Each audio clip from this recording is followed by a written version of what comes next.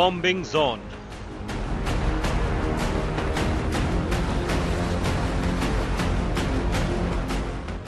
Tanks roll in.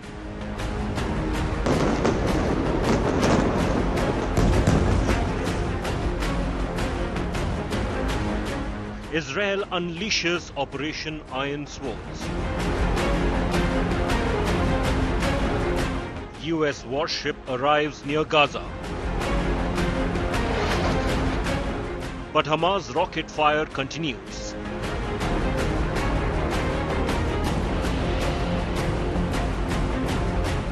Iran muscle behind Hamas terror, our top focus on 5 Live.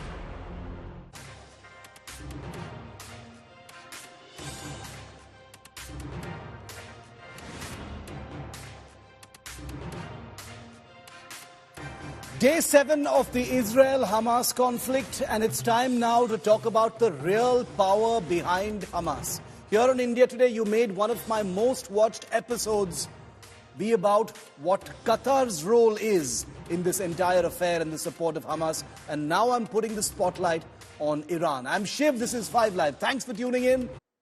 7 days after the Hamas terror attack on Israel on October the 7th, the Jewish state is on the threshold of its biggest ground offensive in history into the Palestinian territory of Gaza. Now, you've been watching India Today's Gaurav Sawant, my colleague, reporting from the front line as endless columns of Israeli Merkava battle tanks roll towards the Gaza Strip as we speak. A galvanized Israel intends to keep rolling until Hamas is obliterated in all its forms. The question, though, is, what about Iran? That's right, what about Iran? A huge country in the region that has direct links with Hamas. A country whose role in the October 7th attack, even at this early stage, is beyond doubt. Nobody has any misconceptions about that. A country that has supplied everything from rockets to anti-tank weaponry to drones to Hamas, alongside valuable funding to train generations of jihadis. And it is believed a safe haven for the Hamas leadership whenever they have needed it. Iran hasn't fought a full-scale war in many decades now, but flexes its muscle via groups like the Hamas and the Islamic Jihad in Gaza, like the Hezbollah in Lebanon. Media reports suggest that Iran may have had more than just a supporting role. The Wall Street Journal, for instance, reports that members of the Iranian Revolutionary Guard may have visited Lebanon to actually sign off on the October 7th attack by the Hamas 6 days before it happened. Now, Iran, of course, has denied all such reports of its involvement, but has, not unexpectedly, welcomed the attack by Hamas and openly congratulated both the Hamas and its leader, Ismail Haniyeh, who is known to live a protected life in Qatar, as I showed you on my show just a couple of days ago. Now, Iran's proxy battles in the region are now very well known, but the question is why? You're asking, what does Iran have to gain from this? What does Iran gain from supporting Hamas, supplying it via smuggling tunnels with rockets, anti-tank weaponry, drones, anti-aircraft missiles, mines, light machine guns, and so much more? The issue, viewer, is this. Prior to the October 7th attack, Israel's relationship with the Arab and Muslim world was heading slowly in the direction of normalcy after decades of animosity. President Joe Biden of the United States, in fact, was famously attempting to mediate a Saudi-Israel link, a handshake that would get these two big countries, for the first time in history, Saudi and Israel, to see each other as nations rather than bitter adversaries who need to be destroyed. In September this year, Israeli Prime Minister Benjamin Netanyahu met with Turkish President Recep Erdogan, whose own government has been a supporter of Hamas and has always been virulently anti-Israel. Netanyahu and Erdogan meeting on the sidelines of the UN General Assembly has hinted at a new normalization of that broken relationship between Israel and Turkey. So there is a hint of normalization in that direction as well. As a nation that poisonously calls for the direction of Israel, Iran itself had seen a path of normalcy appear with the United States The Biden administration earlier this year, viewer, had taken a decision to unfreeze $6 billion of Iran's money, allowing it to access that money after decades of sanctions in exchange for the release of 5 American prisoners. While the US says now that it is still investigating Iran's role in the Hamas attack, Iran for the moment can just forget about those $6 billion, obviously. The attack has additionally given people like Donald Trump a juicy opportunity to claim vindication, since he had ferociously attacked President Biden over the $6 billion in aid deal with Iran. Expect this to become a huge election issue in America as Biden heads into the polls next year. Iran is a very, very touchy topic in US politics, as you know. But the question now is, with everything that we know and everything that will emerge after investigations, will Iran face any consequences of any kind from Israel or from the United States? Yesterday we saw how Israel had launched missile attacks on 2 airports in Syria, in Damascus and Aleppo. These were said to be preemptive strikes to send out a message. Now, Syria and Iran are of course not the same.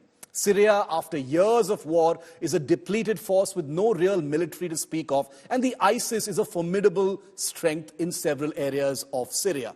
Iran, on the other hand, viewer, has a full-fledged military capable of taking on a power potentially like Israel. Now, the US Gerald Ford aircraft carrier battle group that's headed into the Mediterranean and arrived there on Tuesday, we are told, isn't just for solidarity with Israel, make no mistake, and I'll tell you a little bit about this a little later. It is an unmissable American message to perhaps Iran more than any other country. As the global spotlight now rests on Gaza, the shadow of Iran is only set to darken. Now, the war between Israel and Hamas, if you haven't noticed it already, is like a vortex with a potential to drag other Arab states into it. We've already seen Syria, we've seen Lebanon, the Hezbollah attacking Israel, attacks happening in Syria, Israel making different noises, other Arab countries hailing the Hamas as well. So what's going to happen next? How does all of this surround sound around the Gaza Strip in Israel affect what's going on right there on the ground? Lebanon and Syria, I beg your pardon, have already been dragged into it. Most other Arab nations are on the verge of deciding. With each passing day, this war escalates, and there is a risk of a catastrophic expansion beyond what we can see.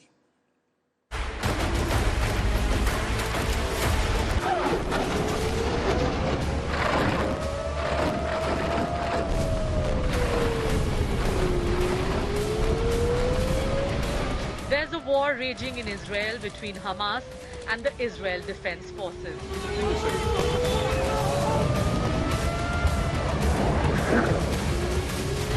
And like in all wars, there are others. Some neighbors, some allies who play key roles.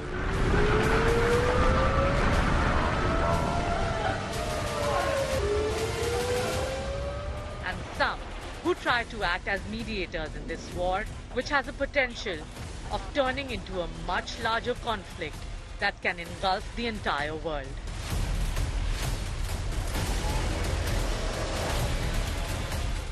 Israel, by the Mediterranean Sea, is surrounded by Arab League countries. They are at war with Hamas, the militant Palestine Islamist group.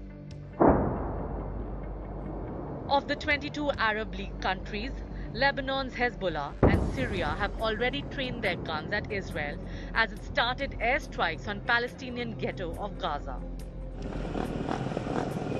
In fact, within hours of Hamas attack on Israel on 7th October, Hezbollah supporters gathered at the Israel border.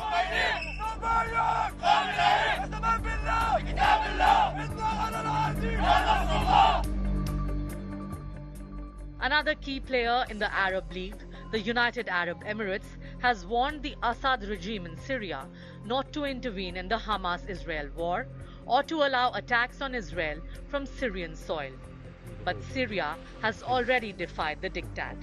Israel's immediate neighbors, Egypt and Jordan, haven't yet joined the war, but have strong words of condemnation for Israel. Jordan suggests a two-nation theory solution as proposed in the 1967 Accord. but doesn't hesitate to threaten to stand by Palestinians against Israel. وسيظل موقف الأردن ثابتا.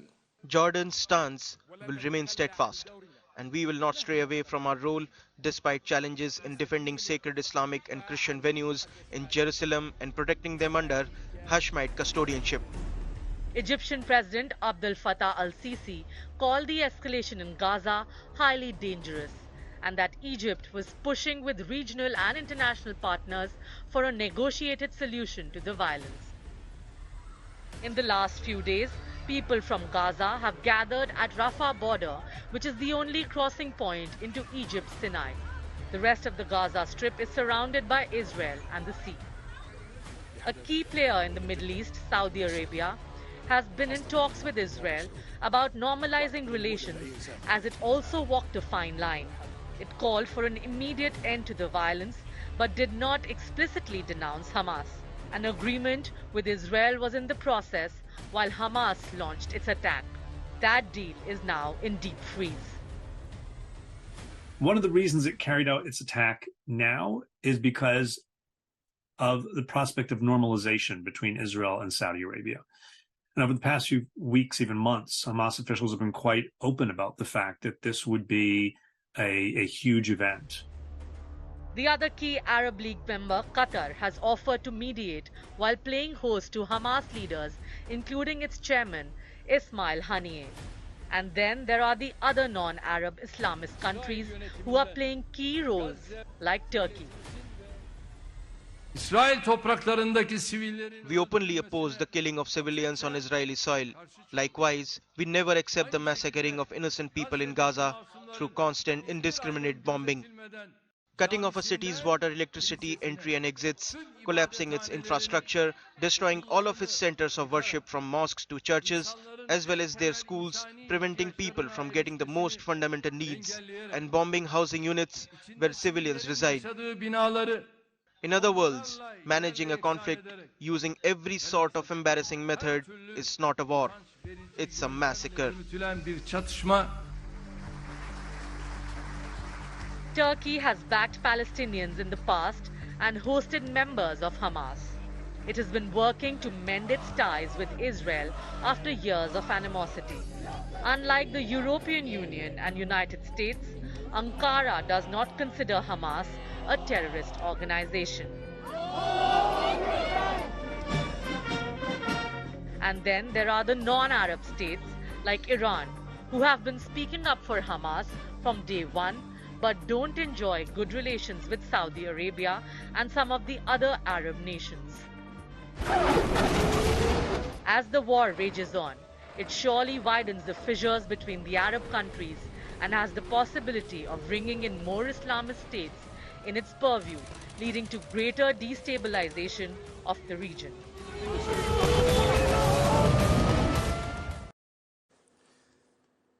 Now, ever since the attack on October the 7th, the Hamas has been in overdrive with propaganda videos, basically trying to flaunt their capabilities. Since I began this show on the topic of how Iran has been funding and arming Hamas, this particular video, it's a propaganda video by Hamas, let me make that very clear. And in normal course, we wouldn't want to play any propaganda, but I wanted to show you clips of this video because it really reveals something very important.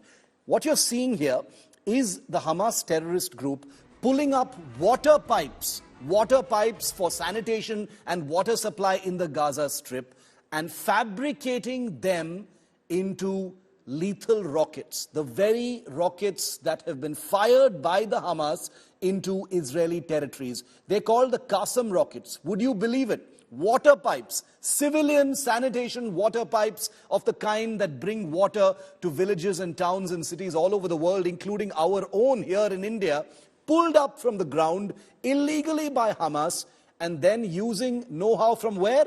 Of course, from Iran, because Iran is a country that has done rocket technology for a very long time. They've basically taught, I'm simplifying it of course, but they've given Hamas the know-how to manufacture these rockets in the southern part of the Gaza Strip. And that's the reason why this particular video is so telling.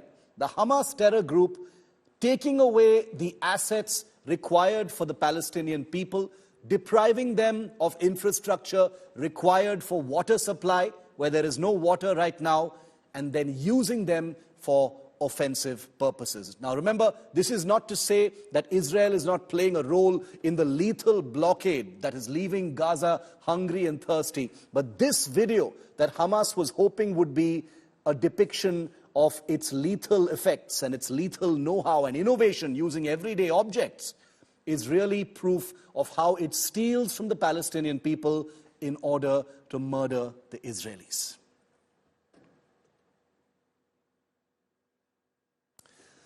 Now, the United States Navy's mightiest symbol of power projection, an American military might, has just entered the Mediterranean waters off the coast of Israel and Gaza. Viewer, you already know what I'm talking about. A gargantuan symbol of solidarity that President Joe Biden announced just hours after the October 7th Hamas terror attack in Israel. The USS Gerald R. Ford aircraft carrier is the biggest warship ever constructed. I wanted to explain why such an enormous ship with its carrier battle group comprising destroyers, cruisers and submarines, all of them with land attack missiles and enough weaponry to invade a small country, has been deployed just off the coast of Israel in the Mediterranean Sea. You're thinking, surely Israel doesn't need military assistance in its campaign to destroy the Hamas in Gaza. After all, even a well-armed Hamas is no match for the Israeli Defense Forces, right? Well, there's a reason why this ship has arrived off the coast of Israel. Let me explain.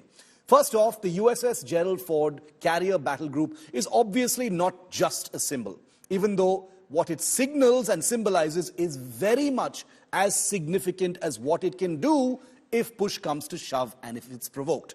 The signal the US is sending out is that America not only stands firmly with Israel, but that it is fully willing to enter the fight if the war does expand, and if the Hamas's well-known patrons, including countries like Iran that we're talking about, even think of any direct provocations in this war. The USS Gerald Ford carries a large number of combat aircraft capable of long-range strikes and assisting Israel in targeting Hamas sites if necessary. Right now that's not on the cards, but if necessary, the US will not think twice in putting the assets on board this ship into the fight. Now, this is not likely to happen in the current Gaza operations, but concerns over this conflict widening to other parts of West Asia are actually the bigger concern right now. Israel's airstrikes yesterday on Syria have signaled that things could well be poised to move beyond just a contained Israel-Gaza affair.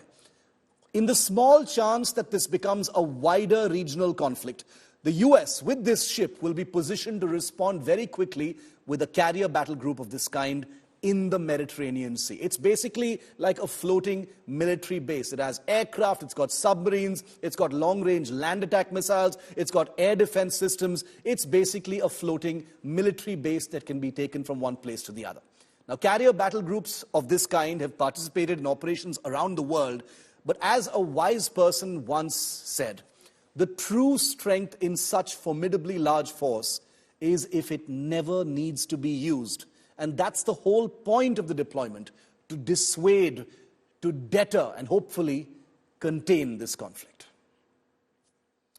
And now I want to go straight across to India today's Gaurav Sawant, who's been reporting from the front lines in Ashkelon, Sderot, and other parts of the front line with Gaza. Gaurav, in just a few minutes from now, I'm going to be playing out your incredible report. It's the most watched report from the front lines of the huge column of armor from Israel rolling towards Gaza, which basically indicates a ground invasion is in the pipeline. Many movements happening there, but Gaurav, I'll let your report do the talking about that. What I wanted to ask you more about was the sense you're getting from the ground about whether this conflict could expand. You're on the ground, you're seeing the tactical fighting taking place, but the USS Gerald R. Ford is off the coast, not very far away from where you are right now. Strikes have happened in Syria as well. Are you getting the sense this could expand, Gaurav?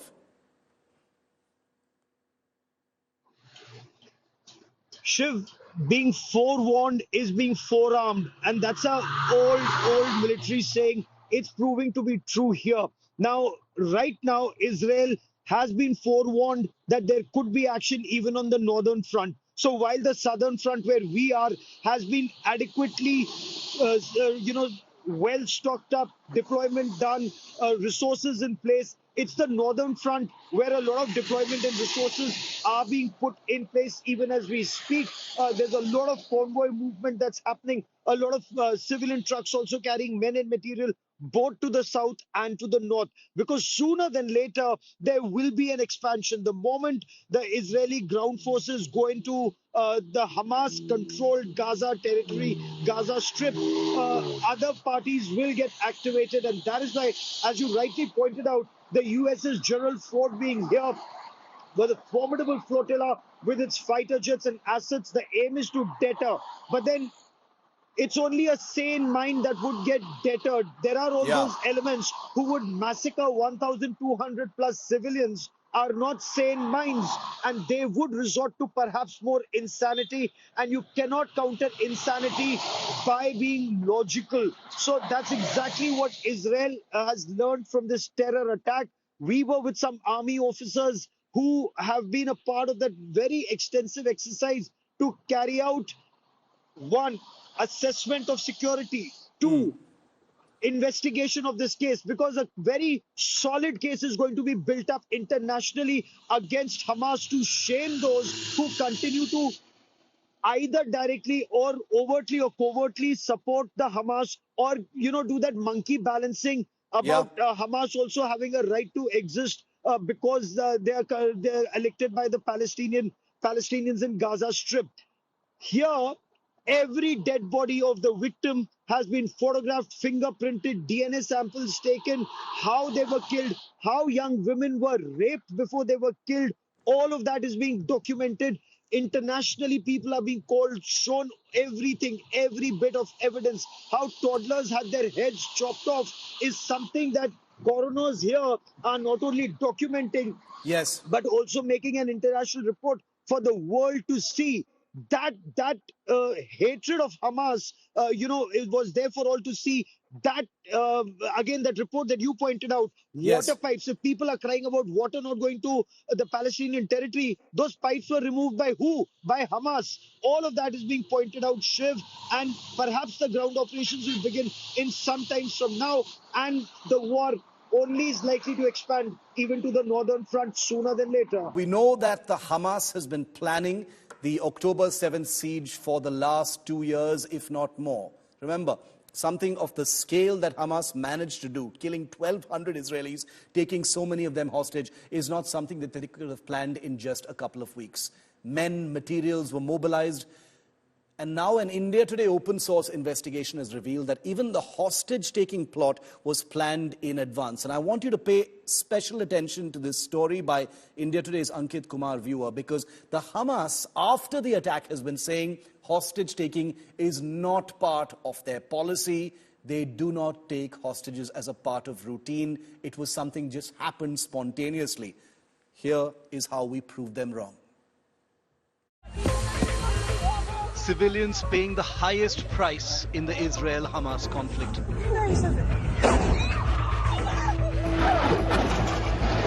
The terrorist group initiated it. Ordinary Israelis targeted, maimed and killed when Hamas launched its unprecedented guerrilla-style terrorist incursion into Israeli territory on October the 7th.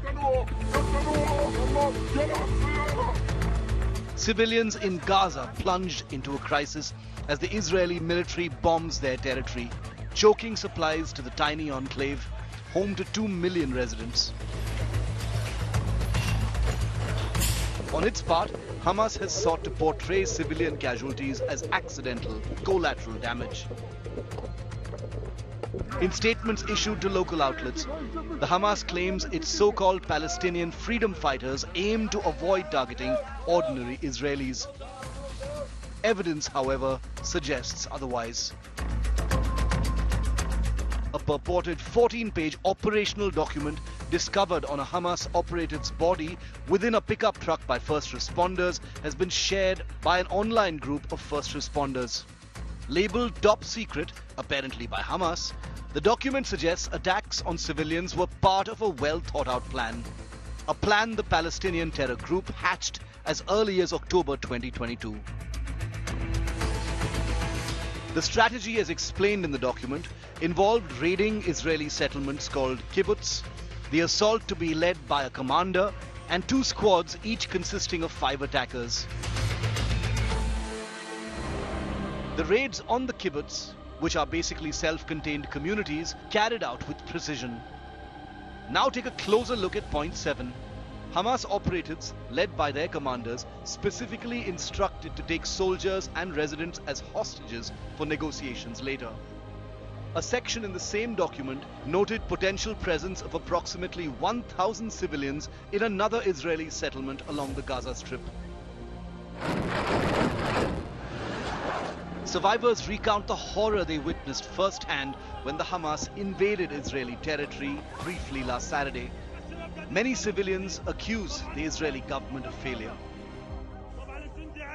I want answers from the government. It's not possible. My service was there.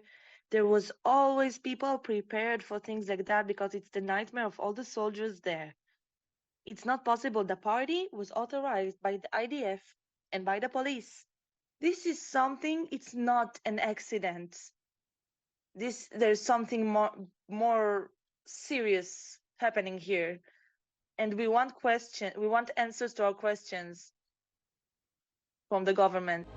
Hamas's planning dossier provides a detailed insight into the intentions behind the attack. Why? 150 hostages currently in Hamas custody in the Gaza Strip. A plan written, drafted on paper, and executed on the ground. With Ankit Kumar, Bureau Report, India Today. India Today team right now is at the front lines of this conflict. These are the powerful Markava tanks of the Israeli army, and these tanks have now been mobilized. We are right at the front lines. Watch around me as the howitzers, the tanks and the infantry combat vehicles of the Israeli army are all slowly getting mobilized, and all of it is happening right here with the flags of the Israeli army. These soldiers are now prepared. The mobilization has already taken place and the forces are now moving forward. Their deployment, their locations constantly being changed, and an element of surprise is maintained on they are moving forward very, very quickly. Very capable tanks of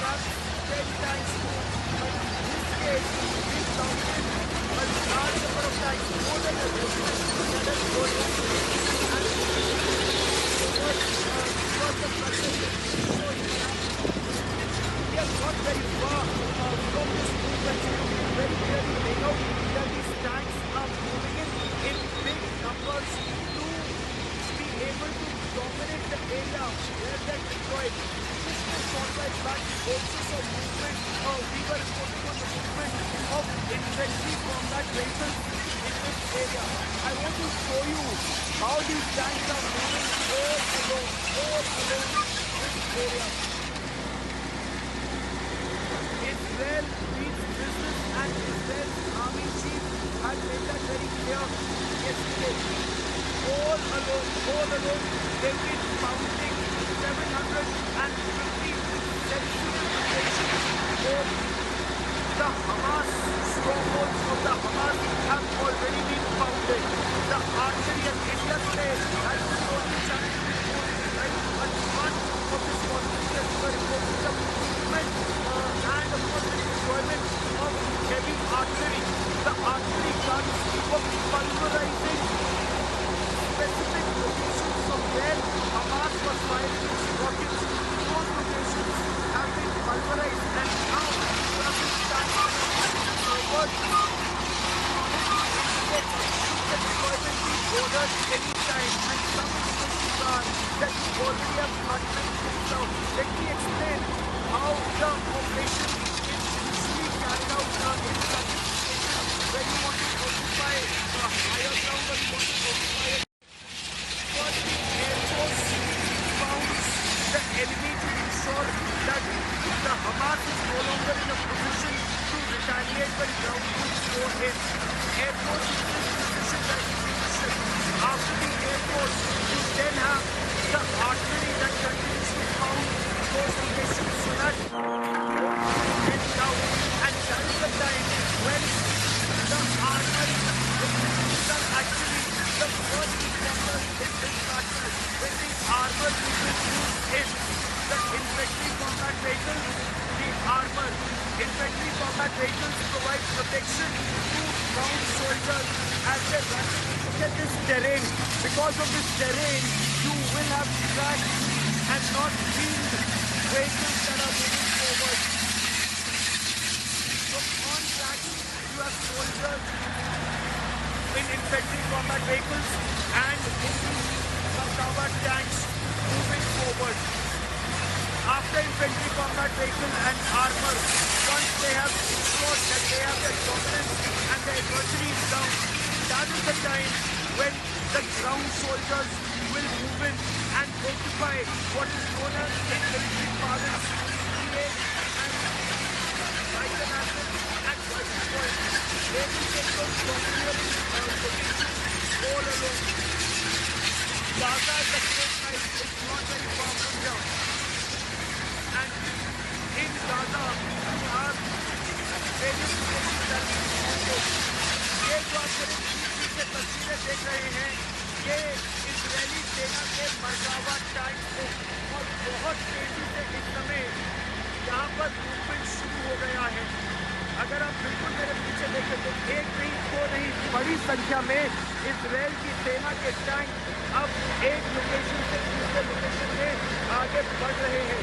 इनकी तैयारी पूरी है और आप पीछे देख भी सकते हैं। मैं लगातार टैंकों को दिखने की कोशिश कर रहा था और एक रेजिमेंट से कहीं ज़्यादा, यानी अगर 20 से 22 टैंक एक रेजिमेंट में होते हैं या 24 टैंक, तो उससे कहीं ज़्यादा टैंकों की आवाजाही, टैंकों का शुरू हो गया है।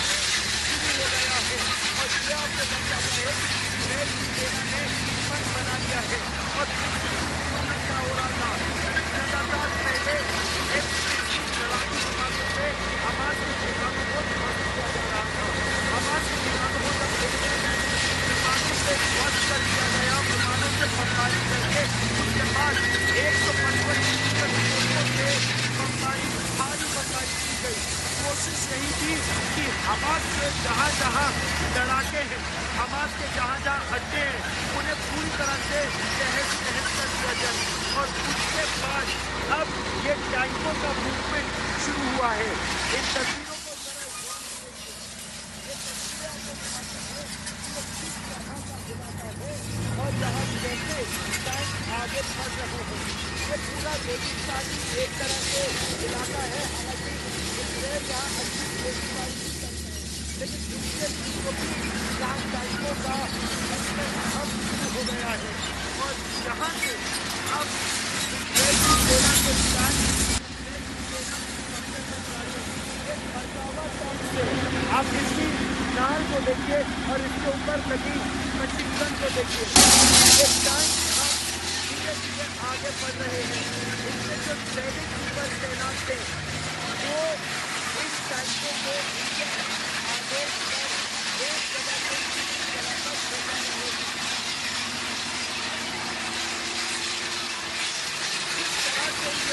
हो रहा है, इससे आपको अंदाजा लगेगा कि कितनी बड़ी संख्या में इजराइल की सेना यहाँ पर तैनात की गई है। ये गाजा पट्टी में बहुत हमें जो जानकारी मिली है उसके मुताबिक IDF यानी इजरायली डिफेंस फोर्सेस ने पिछले 24 घंटों में 750 ऐसे इलाके निकाले थे। 750 ऐसे वाइटल एक्सेस और वाइटल पॉइंट निकाले थे जहाँ पर हमास के और उन हमास के स्ट्रॉन्गहोल्ड्स को पूरी तरह से ध्वस्त किया जा रहा है। जब हवा से और 155 मिलीमीटर तोपों के वार से उनको पूरी तरह से ध्वस्त कर दिया जाएगा, उसके बाद इजराइल की ग्राउंड फोर्सेस आगे बढ़ेगी। जो मरकावा टैंक है ठीक मेरे पीछे और इनके साथ जो इन्फेंट्री कॉम्बैट व्हीकल्स है ये इनके पीछे पीछे जाएगी। एक हफ्ते के साथ में 10 से 15 सिपाहियों को ये अपने एक हफ्ते के साथ में लेकर जाते हैं। लेकिन उस मतलब पर से हमला न हो जाए यानी किसी बिल्डिंग के ऊपर हमास के आतंकवादी पर निशाना न बना ले, इसीलिए इस पूरे आकाश के ऊपर कई जगह मानव रहित 2 ही विमान यानी अनमैन्ड एरियल व्हीकल और वो अनमैन्ड पूरे आकाश पर और पूरी धरती पर जो गाजा के ऊपर है उस पर चप्पे चप्पे पर नजर रखे हुए हैं। उसी से अंदाजा लगेगा कि किस तरह से वहां पर इजराइल की सेना का कोई रास्ता न रोके उसके लिए क्या क्या तैयारी इस समय की गई है। पहली बात। दूसरी बात, मरकावा बहुत ही सक्षम टैंक से ये पूरे एरिया को डोमिनेट करने के लिए इजराइल के पास इस तरह के टैंक है और वक्तन में गाड़ियां पहले हवा से ध्वस्त किया जा रहा है, फिर जमीन से ग्राउंड फोर्सेस और उससे पहले इंडिया टुडे और आज तक पर अपने एक्सक्लूसिव वो तस्वीर दिखाई थी जिस तरह से ग्राउंड पर 155 मिलीमीटर तोपों ने पूरी तरह से हमास की ठिकानों को ध्वस्त कर दिया था। जमीन से, आकाश से और समुद्र से 3 तरफ से हमास पर यूं कहे चौतरफा हमला है, क्योंकि अब ग्राउंड फोर्सेस की एंट्री की पूरी तरह तैयारी में है। अमेरिका के विदेश मंत्री एंथनी ब्लिंकन यहाँ पर जब इजराइल में थे तो उन्होंने भी साफ तौर पर कहा कि न केवल एक पिता के रूप में, एक पति के रूप में, एक इंसान के रूप में, बल्कि एक यहूदी के रूप में भी उनके मन में वो दर्द है और वो दर्द समझ सकते हैं। How Israel is feeling the pain of the terror attack that was carried out by Hamas. It's been 1 week of the terror attack. Even as we speak, 1,200 plus people were massacred here. In fact, some of the areas where people were massacred is not very far from where I am standing right now. Kafar Azad is not far from where I am right now. Some of those kibbutz are barely a stone throw distance from where we are.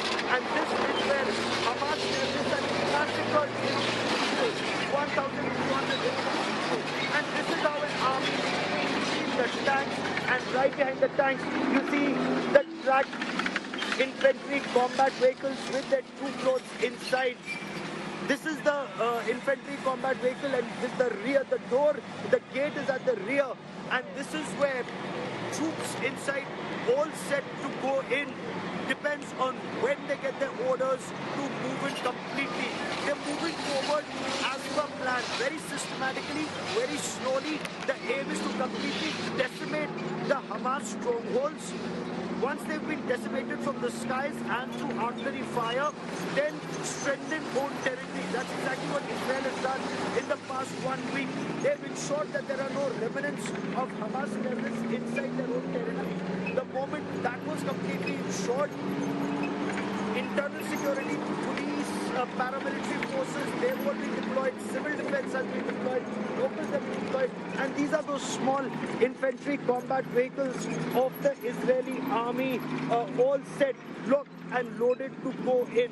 The tanks have moved, now the infantry combat vehicles are moving. So anytime now, the moment those instructions are given, Israeli forces will move in. India today is right at the front lines of this battle in West Asia, getting you the latest reports.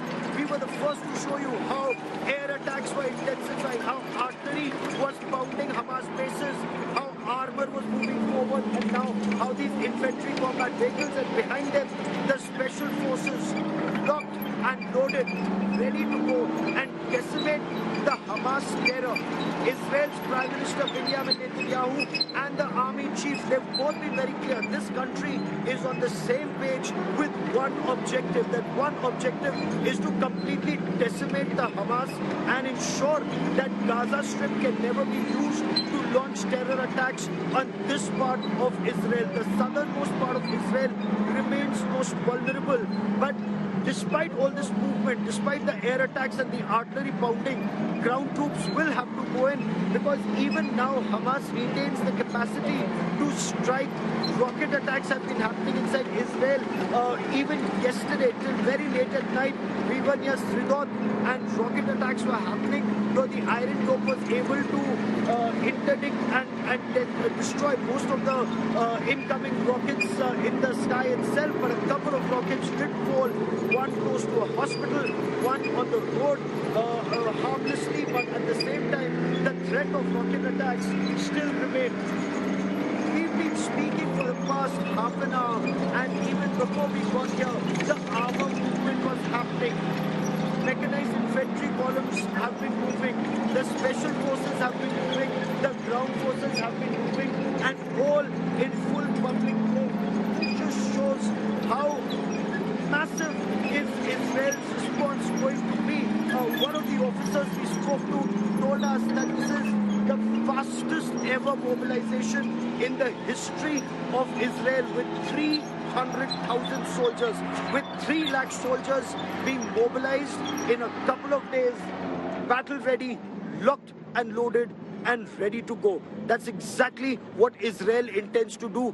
This is day 7 of the deadly terror attack launched by Hamas, in which 1,200 people were massacred, more than 1,200, and more than 3,000 injured. Israel is still counting its losses, but resolute in its will and decision to decimate Hamas and ensure that the Gaza Strip no longer poses a threat. Hamas no longer poses a threat to people living in this part of Israel.